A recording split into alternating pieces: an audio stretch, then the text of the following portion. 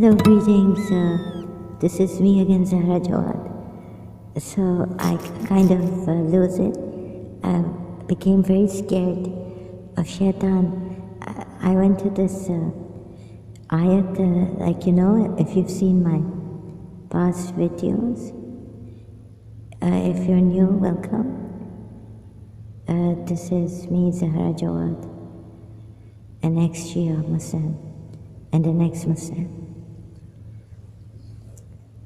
So, I usually don't give my opinions, but I discuss the Quran ayats directly, and where there really is a necessity to go to a hadith or read the Shia sayings, interpretations of the Quran ayats, which our religious scholars have done, given to them by our imams, then I do that. Otherwise, no.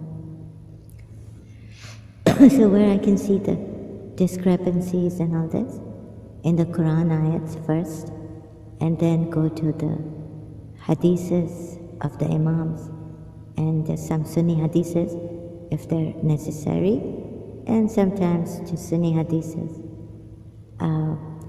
finding something ridiculous, or then I go there too and show you.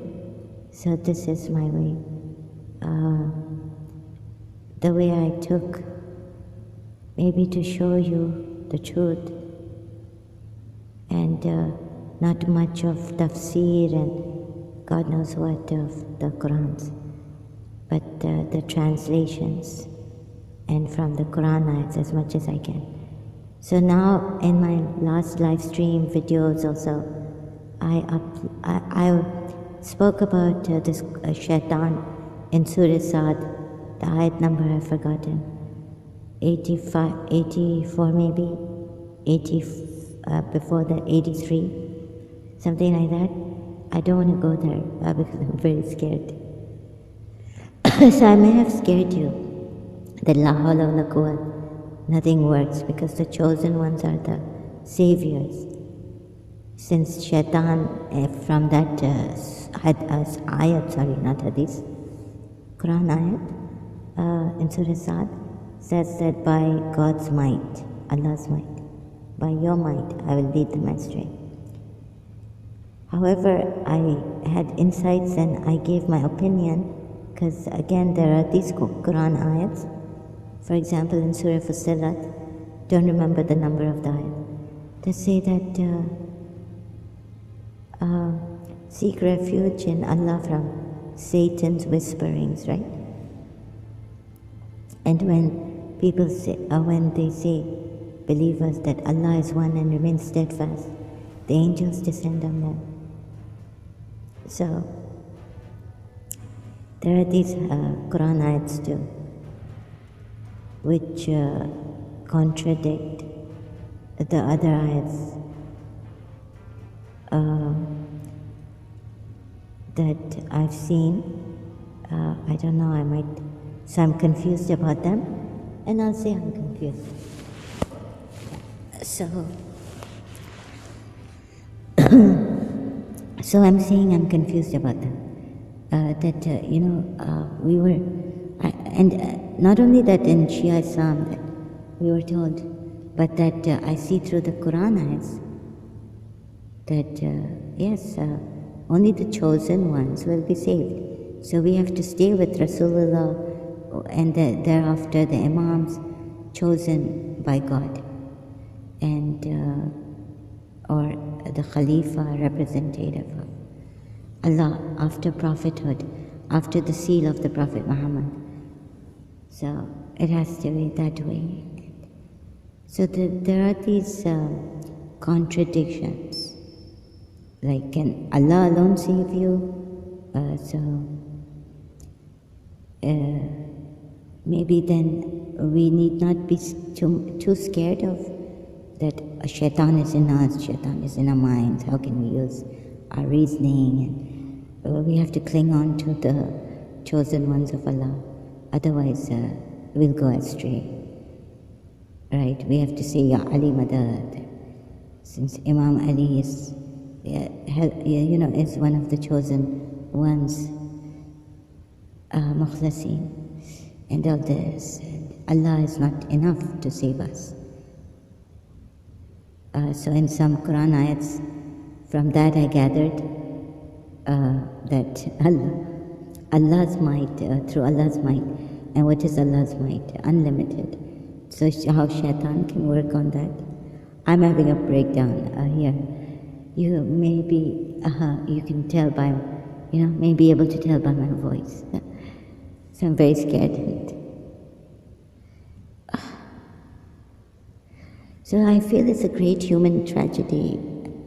These religions, monotheistic religions, make us feel like sinners, and I feel like crying. Yeah, so I have broken down here. And so about the Shaitan, when I read those ayats in Surah Sad, in my opinion, or is there a contradiction in the Quran? Ayats, sorry. So I may have scared you people, but it is scary. Although there are other ayats that say take refuge in Allah from Satan. It's really strange. Like how much can they, If you read Surah Sad ayat and then you read these ayats in Surah Fussilat, really what a tragedy. I still cannot understand. I'm seeing here that I'm confused. Maybe seemingly like Imam Ali had said in Najul Balagha.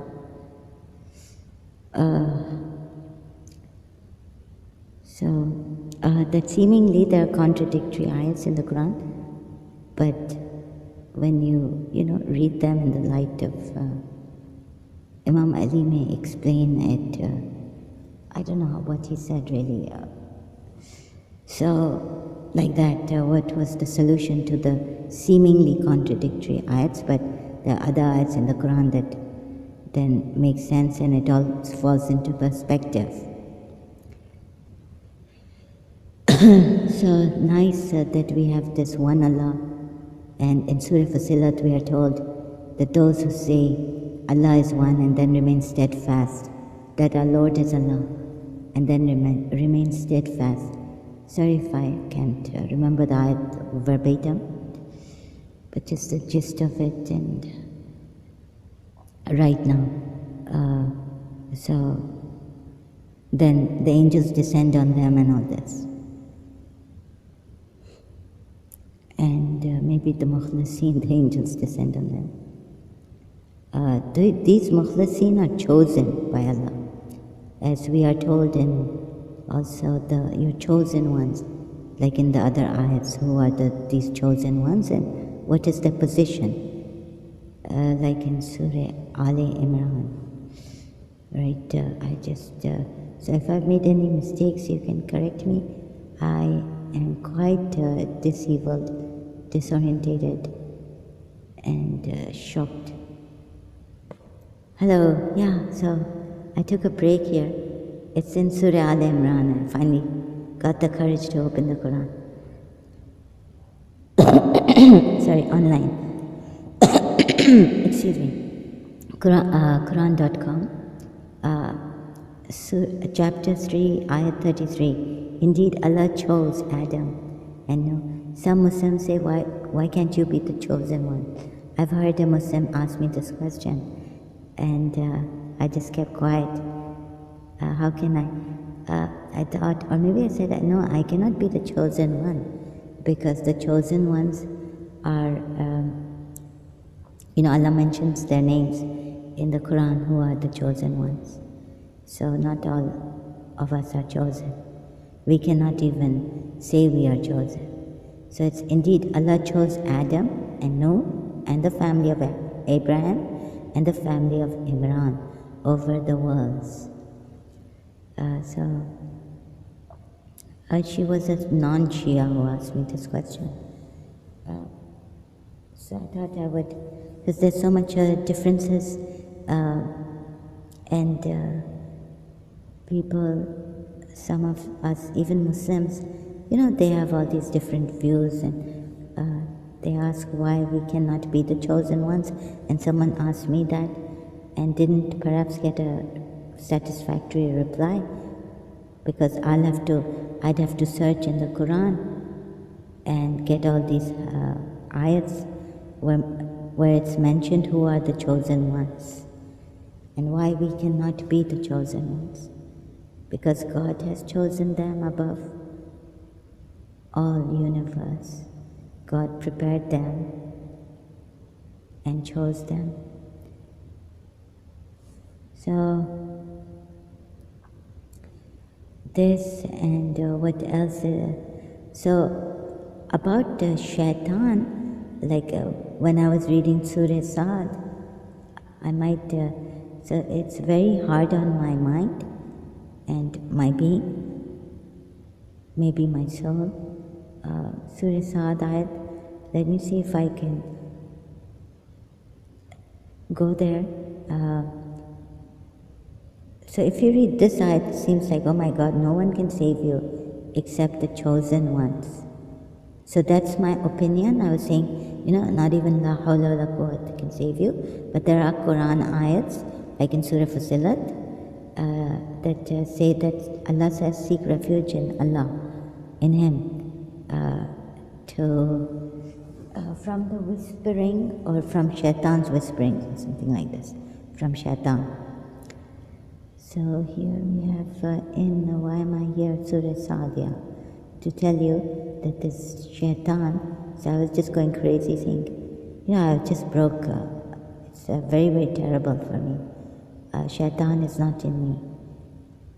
Shaitan is not in me. And the voices start to come, kind of. Allah said, so indeed you are of those reprieved. I'm starting with the ayat 80 of Surah Sad, 38th chapter of the Quran. Now 81, until the day of the time well known.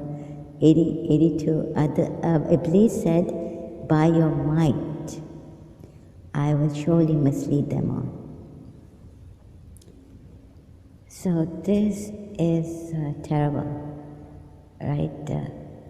If he will mislead them all in the wrong. I will put them all in the wrong. Yusuf Ali translation. Before that I was reading Sahih International translation. 83, except among them your chosen servants.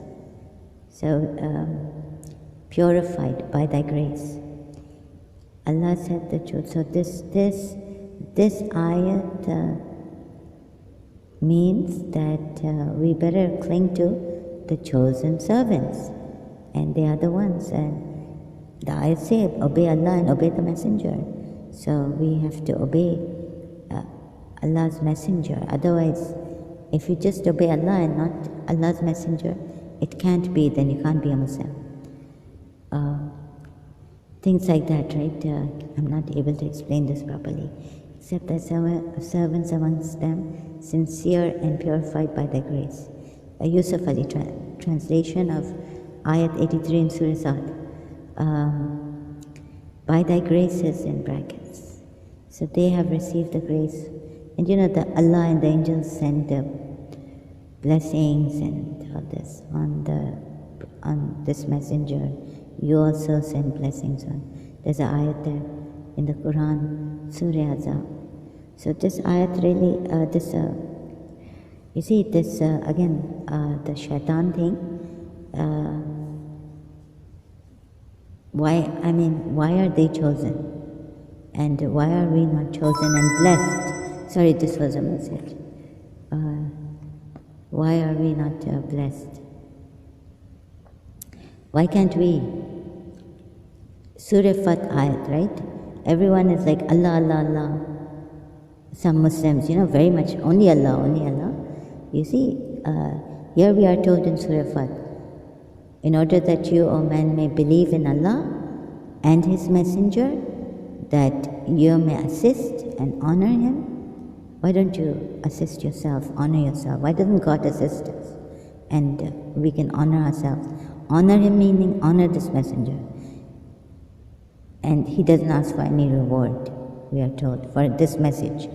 But what we have to do is believe in Allah and His Messenger that you may assist, help him and honor him and celebrate his praise morning and evening. Very good, Yusuf Ali. So Yusuf Ali doesn't put I.e. Allah here. I'm on now this myislam.org website on this Quran ayat, Surah Fat ayat 9. So why can't Allah, every human being who believes in one Allah, Allah should say, celebrate each of yours, praise morning and evening. We should have it, right, for ourselves. You see, he doesn't have an ego. Why should also we have an ego? Our egos have dropped.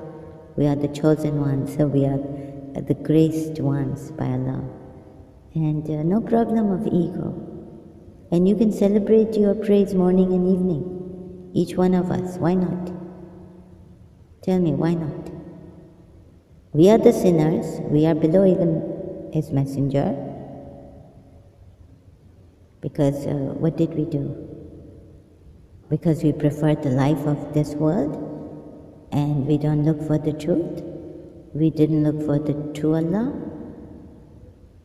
But there's so many Muslims now, 1400 years have passed. And so why don't you? So you are not, you can never become his messenger, right? And who wants to impart this message like this, that you assist him, honor him, celebrate his praise morning and evening. Glory, celebrate Allah's glory morning and evening. This would, okay, even if you put it this way, like Abul Alam Maududi has put it, translating the Quran ayat,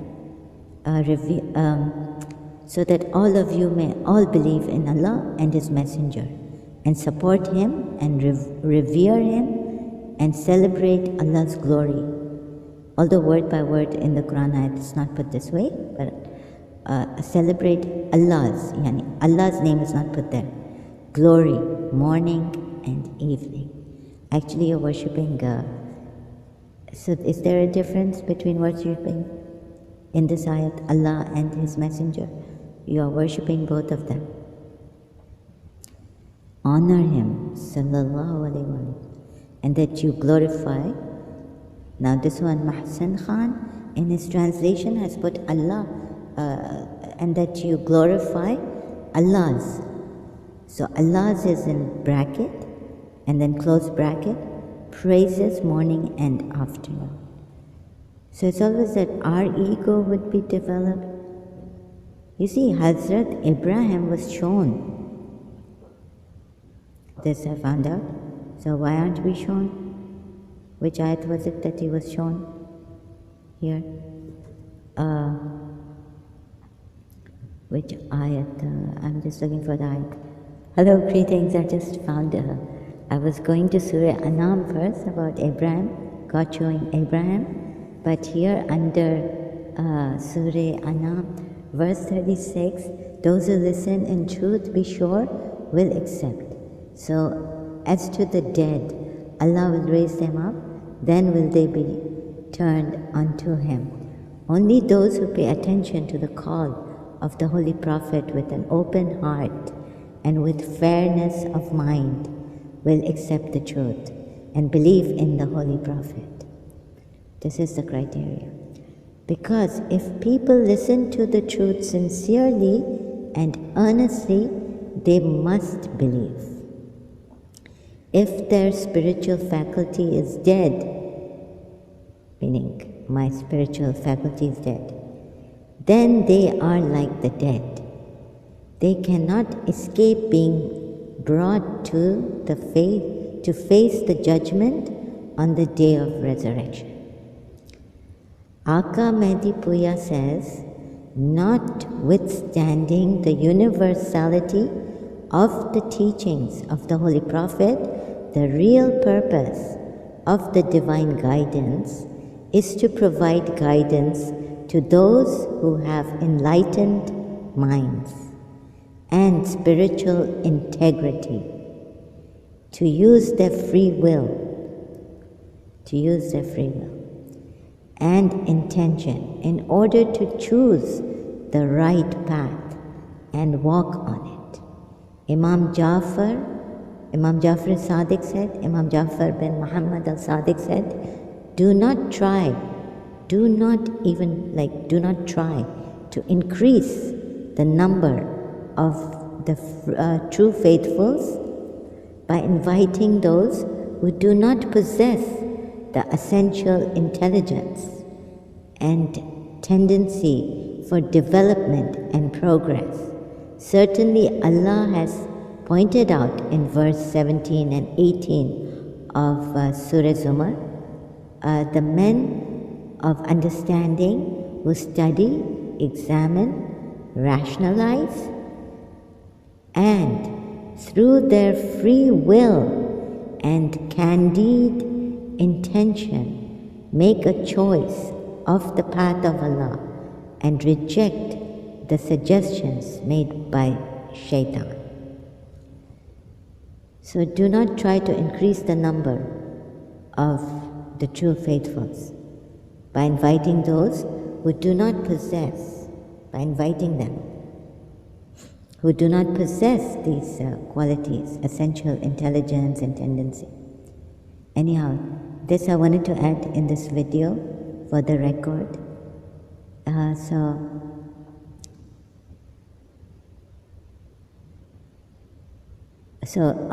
37 of Surah Anam verse, I'll just read out.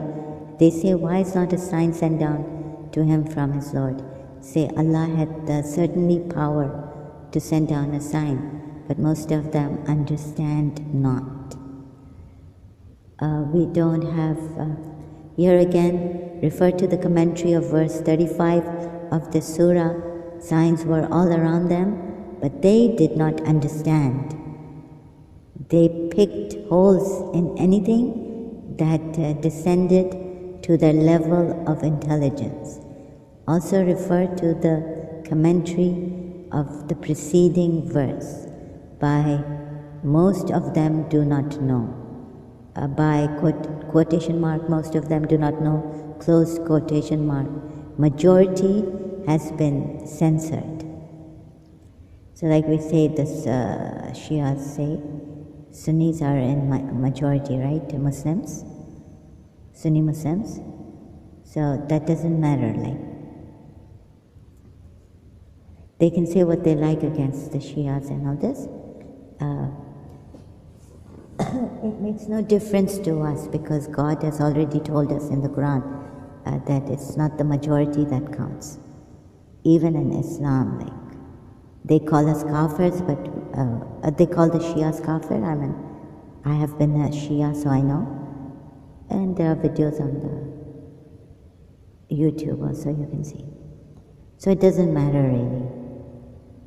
However, I could be dead, like, because my rationality, when I'm using my reason, also being scared, how can I trust in my reason? How can I trust in my intelligence? Since, Shaitan can come in the mind. So we are told in Surah Fussilat to take refuge in Allah from Satan, and then read these ayats and be do ablutions. So only the pure can touch this in Surah Waqia. Trying to figure out the religion in detail has been explained in the Quran.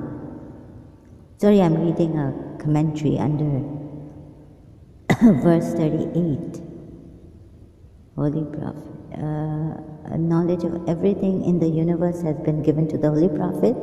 Therefore, the people have been commanded to carry out the orders of the Holy Prophet. Al Imran, verse 32, and 132, Surah Maida, verse 92, Hashr, verse 7, Surah Hashr meaning. Because nor does he speak of his own desire, It is not but revelation revealed, Najm 3, verses 3 and 4, and the Quran contains everything, Surah Anam verse 59. On this basis, the Holy Prophet declared that he is the city of knowledge and Ali is its gate. So the Holy Prophet and after him, Ali and the holy Imams among the Ahlul Bayt. Okay, these are authorized to deal with Ahlul Bayt, Surah Nisa, Ayat 59, Maida 55 and 67 are authorized to deal with and make known details pertaining to nature and all that which has been created by Allah.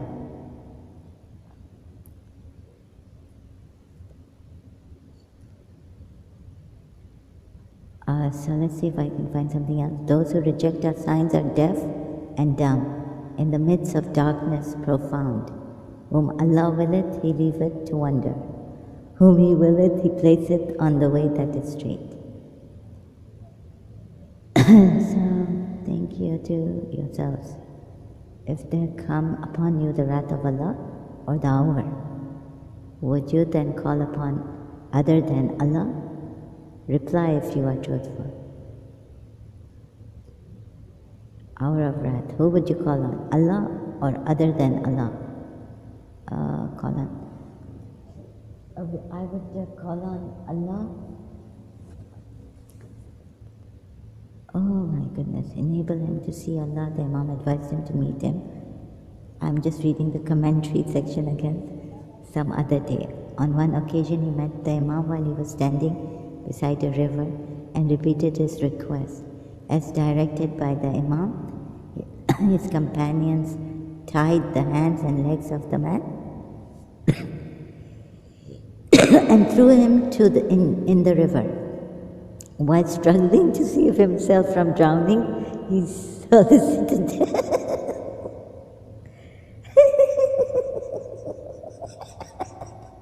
So yeah, sorry, this I found really funny. So I had to take a break.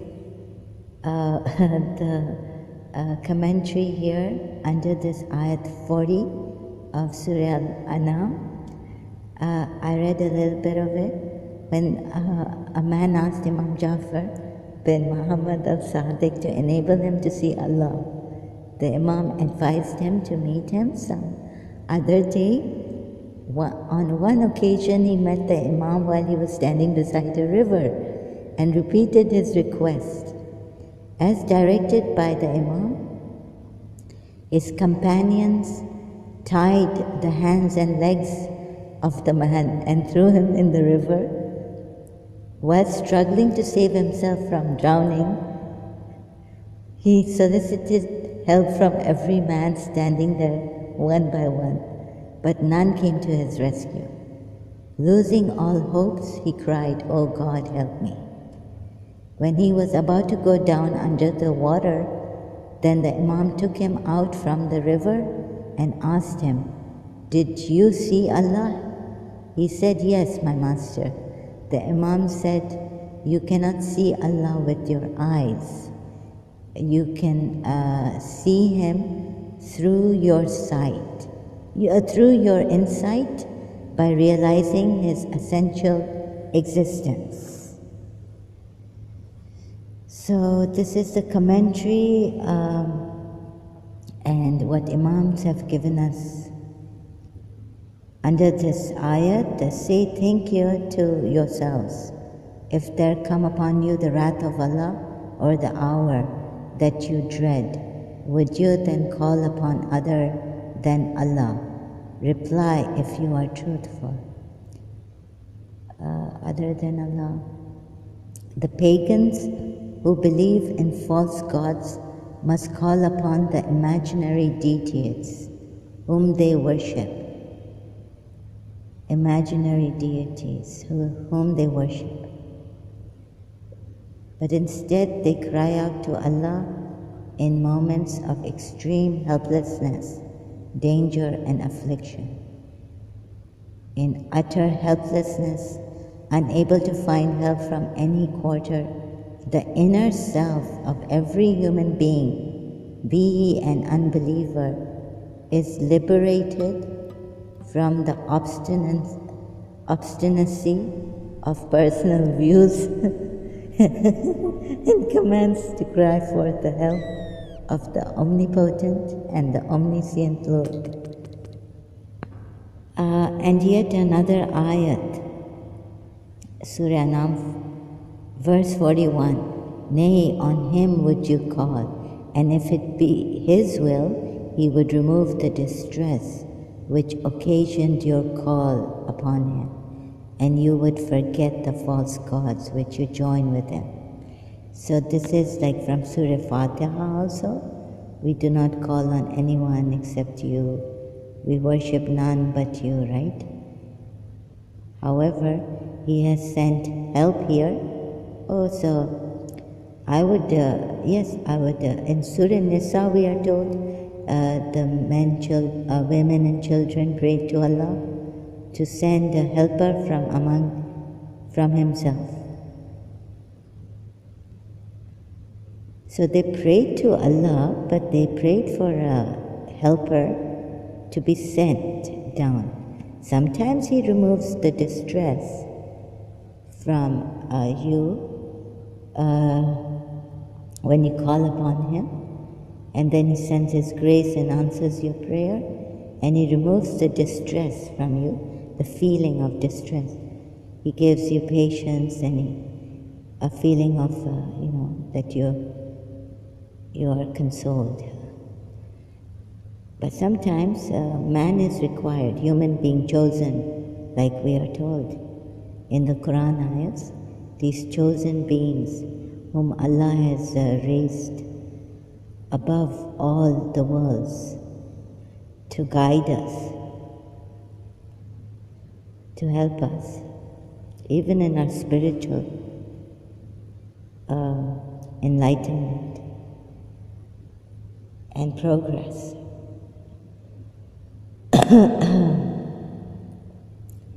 So, very confusing for me. This has not been settling in me about telling the idol worshippers that you call your imaginary deities, and you will leave them when whom they worship, but instead they cry out. The pagans who believe in false gods must call upon the imaginary deities whom they worship, but instead they cry out to Allah in moments of extreme helplessness, danger and affliction. So this we are told in the commentary section under 40, that they, in extreme helplessness, instead of calling out to their imaginary deities, they do call out to Allah. And then continuing here with the commentary, in utter helplessness, unable to find help from any quarter, the inner self of every human being, be he an unbeliever, is liberated from the obstinacy of personal views and commands to cry for the help of the omnipotent and omniscient Lord.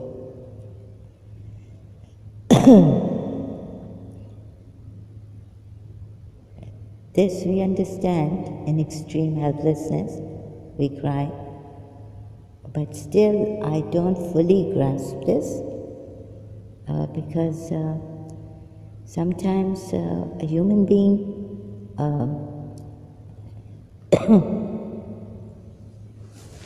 can help us. However, it says in extreme helplessness, only God's help comes. And when no one is able to help us, then only they say, only you can help yourself. That's true in extreme helplessness, danger and affliction, extreme, inner, like you have a religious, or you have a crisis inside, soul crisis, or a spiritual crisis, confusion. then only and only this one God helps us. So regarding the commentary and the Quran ayat, mostly the commentary, when it says imaginary deities, the pagans also left in extreme helplessness to call on that Allah. But Allah, only Allah. The thing is that one could also say that then in extreme helplessness, even Prophet Muhammad and the chosen ones could not help, right? And then we leave them, because then when the hour comes, I wouldn't even be calling on my Imam as a Shia. Let's say I again put myself, like when I put myself back to into the shoes of my my Shia religion, then wouldn't I stop calling on Ya Ali Madad? Wouldn't say Ya Ali Madad or Ya Imam-e-Akhir, last Imam, help us. Our Savior, last Savior. I would say God help us. So it could be like this in both ways, for both ways, right? Whether it is one Allah, and this is where the Sunni Muslims and the Shia Muslims have been, Sunni Muslims don't think they've been confused, because they go straight to that extreme helplessness case, and then they would say, why do these Shias say Ya Ali, call on Ali, when we have Naad Ali also, and we do call on Ali? And then why did in Surah Tahrim God say in that ayat that not only Allah is his protector, but that Gabriel and the righteous among the believers, and moreover the angels are his assistant. So again about that, the commentary of the Imams written by our religious scholars, Shia religious scholars, that the imaginary deities they leave, again explaining that we can also leave our Imams in extreme helplessness. Only Allah can help, and not even Imam can help at that time. And aren't these what I was thinking about this ayat? My opinion, that if those idols are imaginary, as the Quran ayat, no, the commentary section also says, given to us by our Imams and written by the religious scholars, Shia religious scholars, you see here God shows Abraham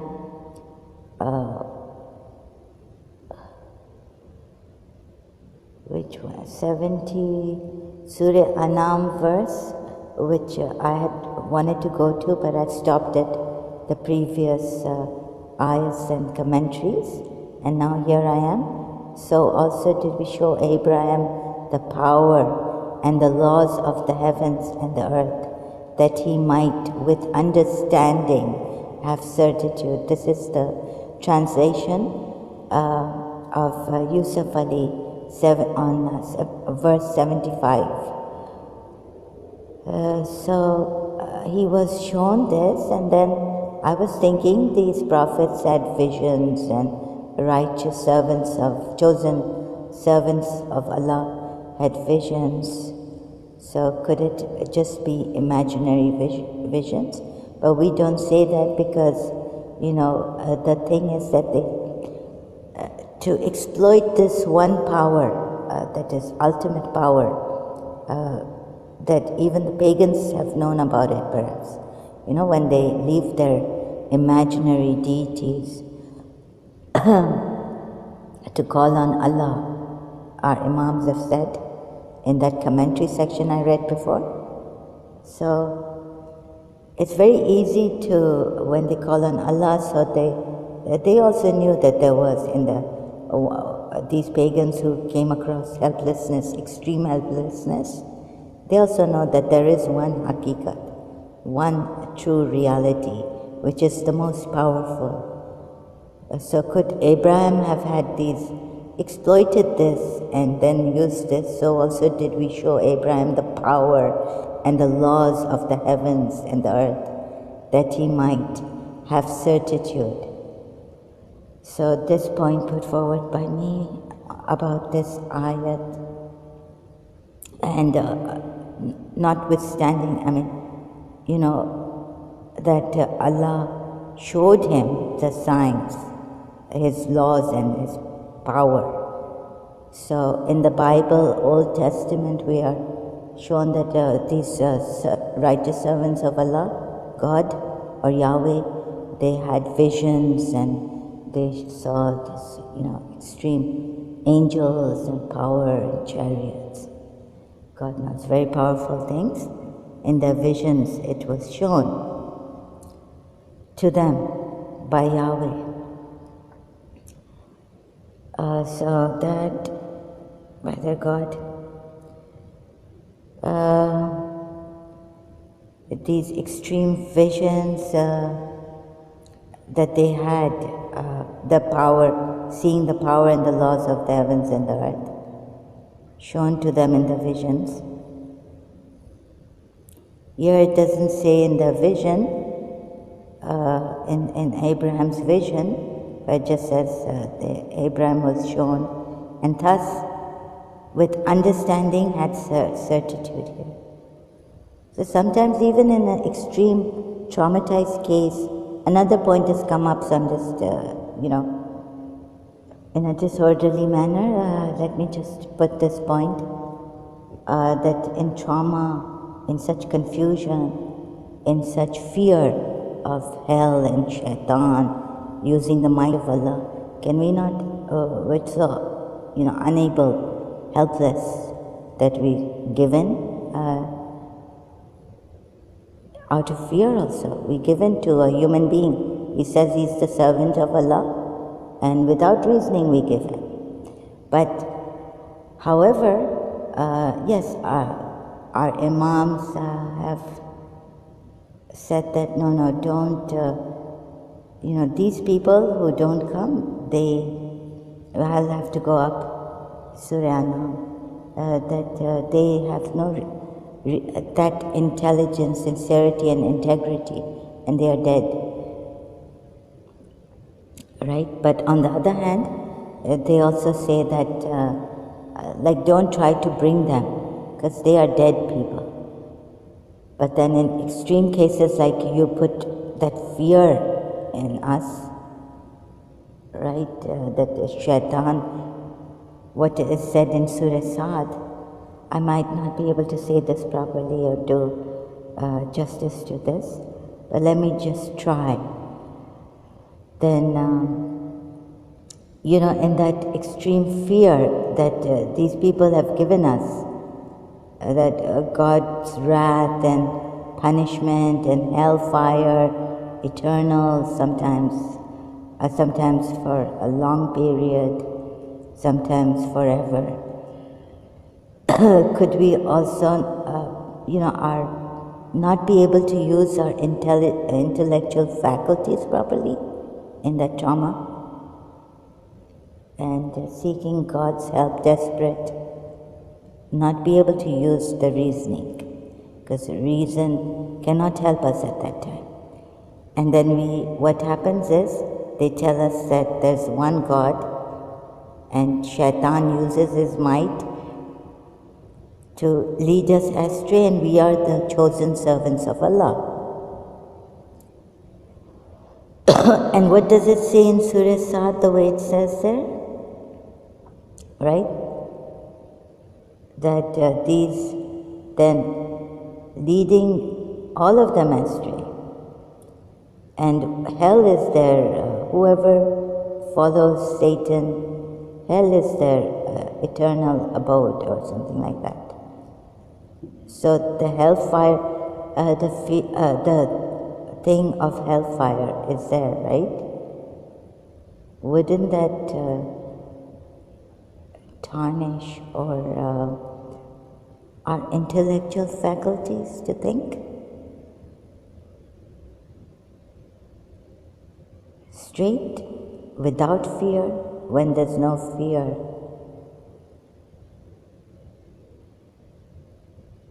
Imam does say that you should not force people. They have a free will, and these people are dead. They should not be called to this, because very intelligent, intellectual, who use their reason, who have integrity, intellectual integrity, only they can be called to this truth. So, Iblis, he was arrogant. Except Iblis, he was arrogant. Then we are told that Allah asks Iblis, what prevents thee from prostrating thyself to one whom I have created with my hands? With my hands. It means, in brackets, would mean might and whatever they say. So, might and power. Allah said, oh Iblis, what prevents thee from prostrating thyself? But I can't see that might and power. In brackets, with, after the hands of Allah. Okay, prostrating thyself to one whom I have created with my hands. Art thou haughty, or art thou one of the high and mighty ones? He said, I am better than him. You created me from fire and created him from clay.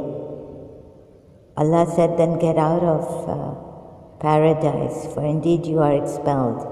And indeed upon you is my curse until the day of recompense. And I might forget my, what was the point here? So, yeah, the hell point, where is it?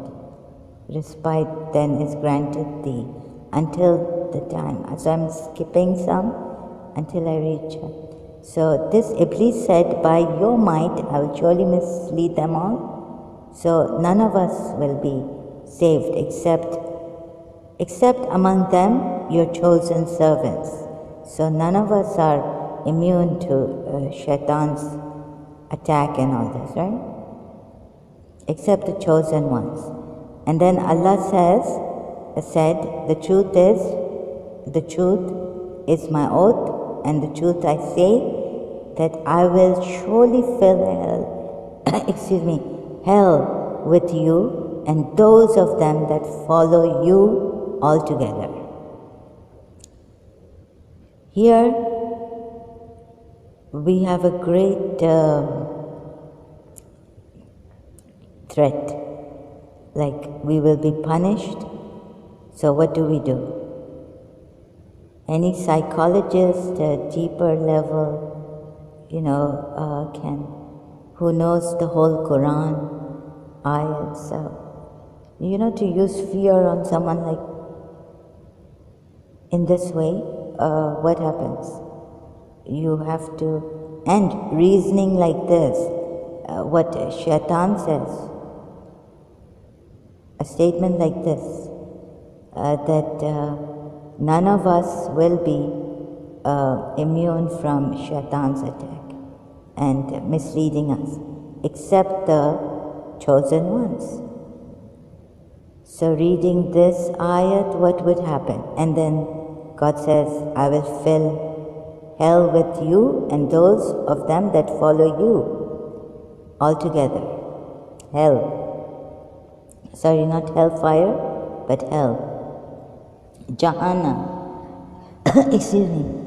So this would mean that the fear has come, and not even Allah's might can help us. Right? Because with Allah's might, Shaitan is coming right, left, in every way. Even though there are Quran ayats, but then we have to follow the guidance of the messengers, chosen ones sent.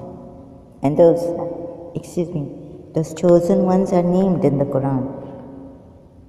Who are the chosen ones? Abraham, family of Abraham.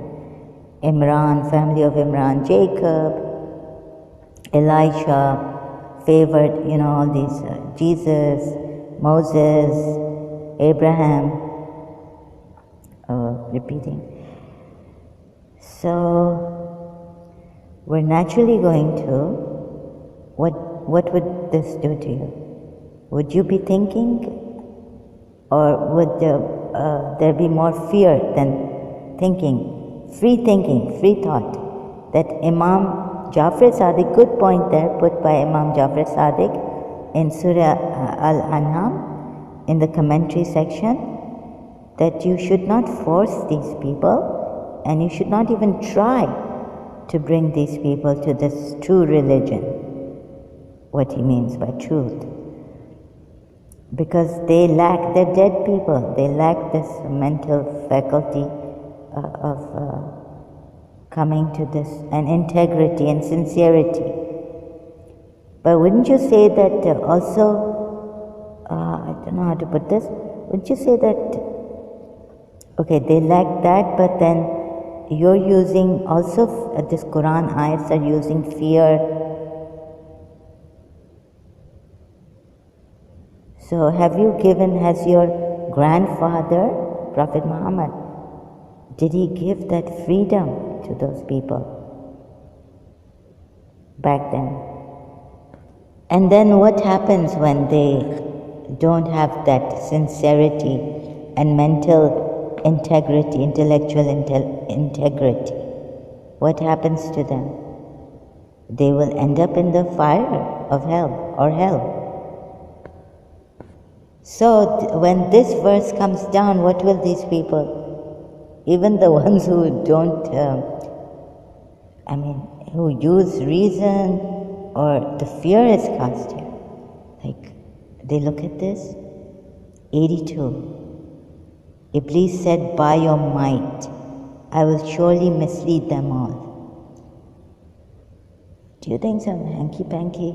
Like you see, by thy power, God has allowed Iblis to mislead us all, except his chosen servants, by his might. And the fear is all in the wrong. Then Allah says, except the chosen servants, then Allah says, then that I will surely fill hell with you and those of them that follow you altogether. So we have to, obey. Maybe I take another way now, because I can't say this properly here. Surah Azab verse, right? We are told he's the best counselor, marriage counselor.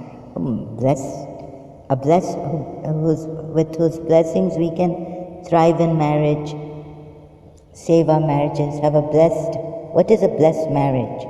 So in Surah Azab, he doesn't leave Zainab and Josh. Moment, whatever God gives you, take it, right? And whatever God has decided, Allah has decided for you, and this messenger has decided for you, take it. This Allah's messenger. Surah Azab verse 36, right? Then in the commentary section we are told that Imam Muhammad al-Baqir tells us that he was, that Zainab bin Josh it wasn't a suggestion, but let's say even if it was a suggestion by Prophet Muhammad to marry Zaid, she didn't will it, but he tried to convince her that this would be the best marriage for you. I'll bless it, Allah's blessing, favor, like it said for Zaid. So since I can't, the other way, I'll do it this way, right? I will tell you this way. You may think I'm Shaitan. You see, you have, because this Quran ayat is not, no one is safe from Shaitan's leading astray. No one except the chosen ones. But listen to this Shaitan. Maybe the Shaitan is the one you are worshipping. I mean, the one you are obeying and all that. How shall I say it? So we go to Surah Azab. And our Imams, remember, they've also said that you should do Shaitan's. Haven't our Imams in Al-Kafi, where did I read? That you should do Shaitan's marifat. To know Shaitan. So if you want to know, if you're a Shia, you would listen. You would listen to my side. Right? You have all the protection. You can go and say, A'udhu billahi min shaitan rajim. You can say salawats later on.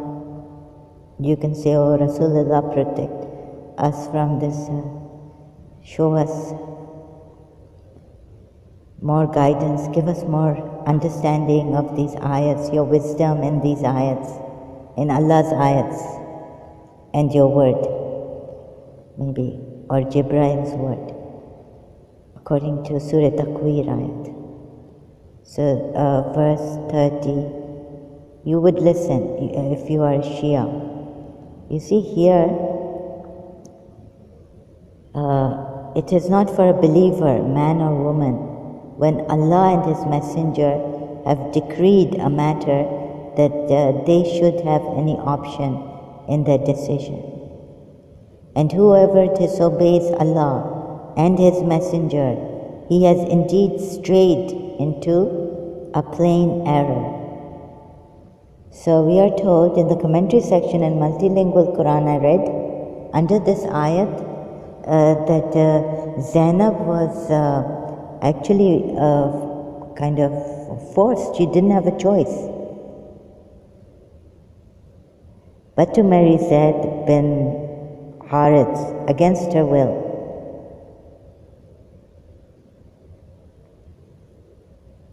And did that marriage work? No, it didn't work. It ended in divorce. And so God said, now you can even change your adopted son, the pagan, you have erred. It's okay, you made a mistake, but that was unintentional.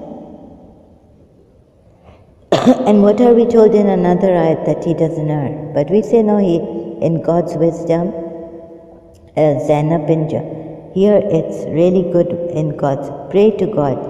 Because now you may be saying, okay, we're listening to Shaitan.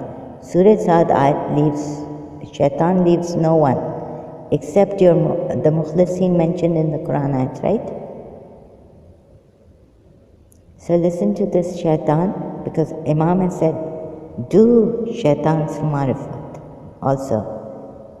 Like, understand Shaitan's ways and all, heights. He has a lot of power because he is using Allah's power, misusing it. So here 37, then going to the pages loading. What happens? He tells,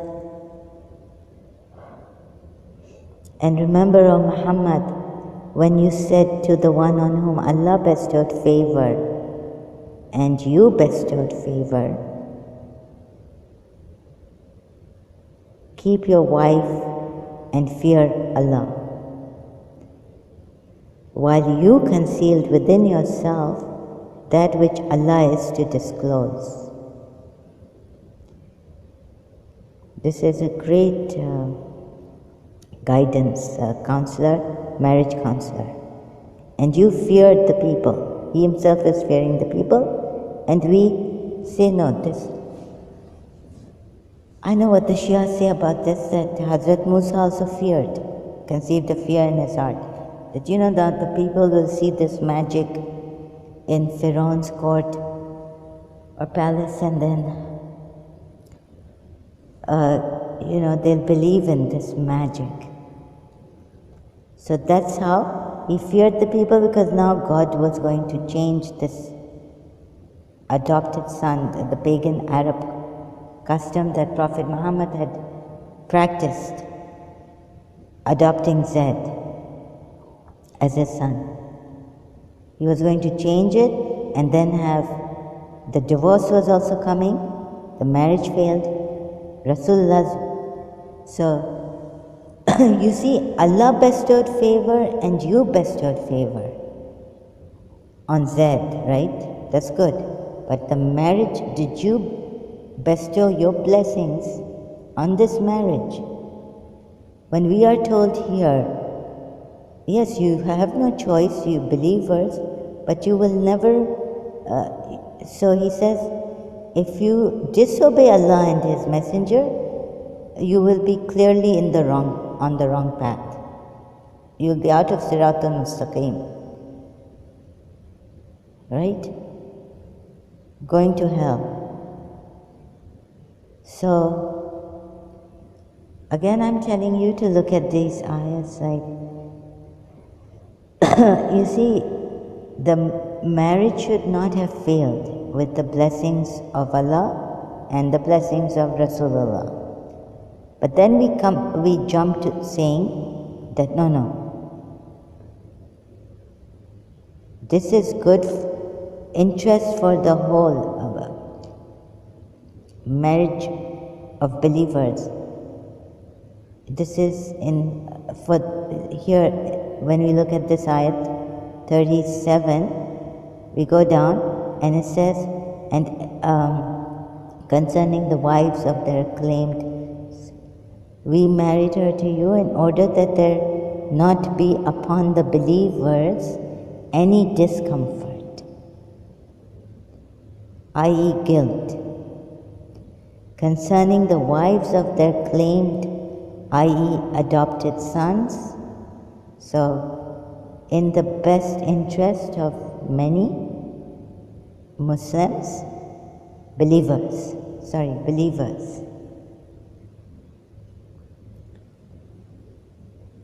But, like they say, two wrongs, or don't,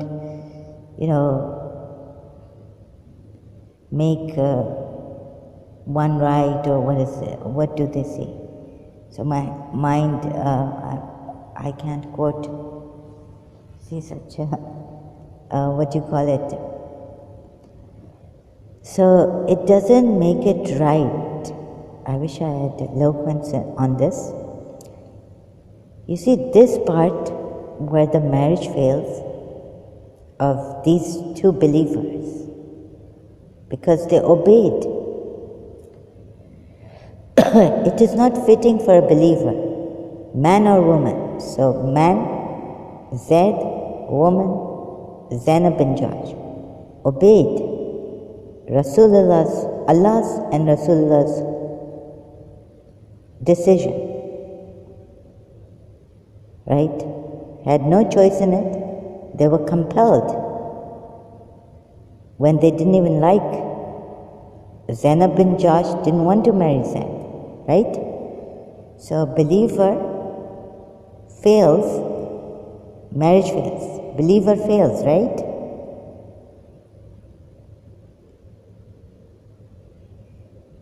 And what else is here? He is indeed on a clearly wrong path. If he disobeys Allah and His Messenger, he becomes a disbeliever and he's clearly on the wrong path.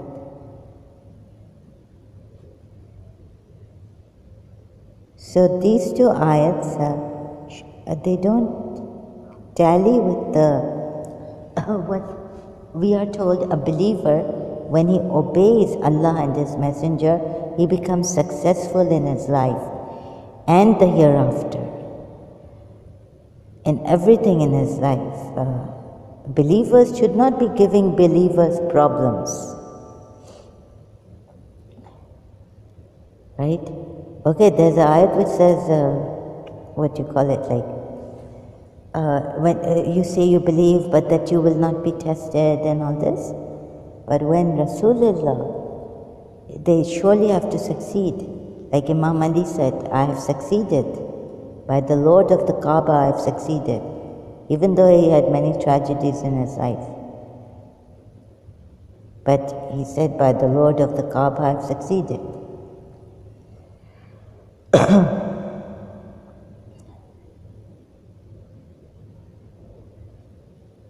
So I don't know how these two believers could have succeeded. The marriage failed. Just so, what happens? So when Zaid had no longer any need of her, for her, he married her to you in order that there not be upon the believers any discomfort. Aren't Zainab bin Josh and Zaid believers? What discomfort they had to go through to get this. Prophet Muhammad didn't go through any discomfort regarding this. They were tested, let's say, if you say tests would come to the believers. These two poor couples were tested, distressed. Zainab, we are told in the commentary section, was so distressed that then Muhammad had to marry her. So why are you saying that there should be no discomfort for the disbelievers about concerning the wives of their claimed adopted sons? Poor Zaid, poor Zainab bin Josh.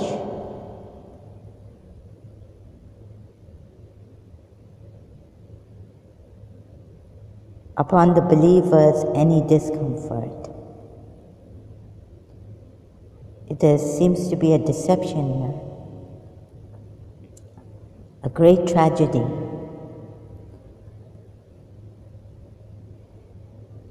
And I'm just lost with words. Now I'm feeling something.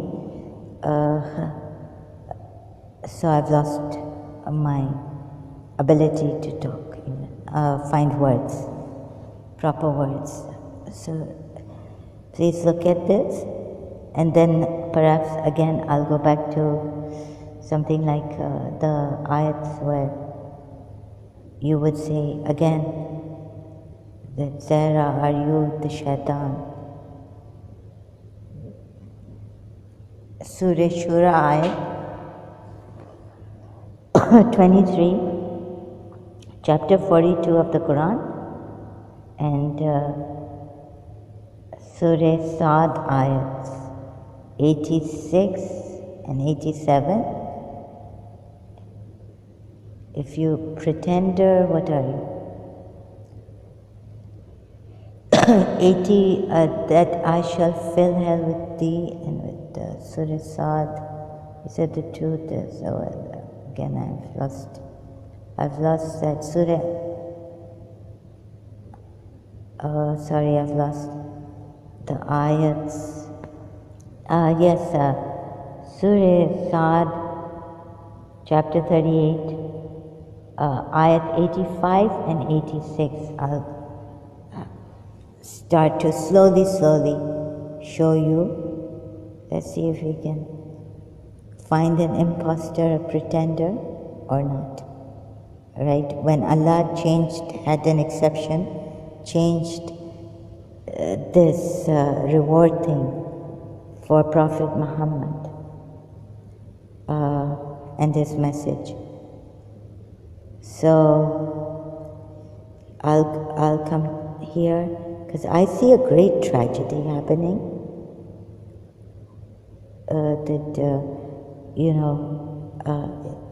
Islam is a false religion, and blaming the idol worshippers, Jews, that they didn't follow their religion, that they were hypocrites. There were some good Jews too, Christians also, but then Dhimmis they became, and they had to pay jizya. And these pagan idol worshippers also. And there are others who, don't have this spiritual intelligence, integrity, or intellectual integrity, like Imam Jafar Sadiq says. But no, your grandfather and Allah, you have not put any fear, these ayats. But they say, no, first use reason, and Rasulullah was there as a mercy. You could not have been scared. If you do the right thing, as the Quran has told you, you follow, then you will have no fear of hellfire. Because hellfire is not for you believers. So then you won't even fear Shaitan and his, no, God's might. By God's might, he would mislead you and all this, because you're with the chosen ones. But I feel something is wrong here. And like I explained, Surah Ahzab verses 36, 37, something is terribly wrong that I can not put in words properly. I need a genius. Do you know, remember the Quran ayats like this? And have that eloquence to properly explain all these ayats. Contradictory, and what I feel, I can sense is wrong in this religion now, but I cannot say in proper words. I'll try again and come back later. Thank you so much.